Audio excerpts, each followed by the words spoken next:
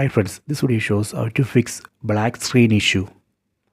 Go to settings, search settings icon from top right corner, go to display and sound, go down. Here you can see match content dynamic range. So right now in this TV, this option has been enabled. When we enable this option, TV will automatically switch between HDR and SDR based on the format of the original content.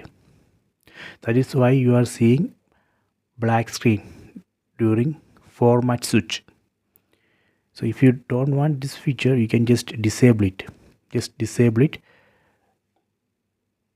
Done. So this way we can fix that issue. Now TV will not automatically switch between HDR and SDR. You can try this. I hope you have enjoyed this video. Please subscribe this channel. Please like and share the video.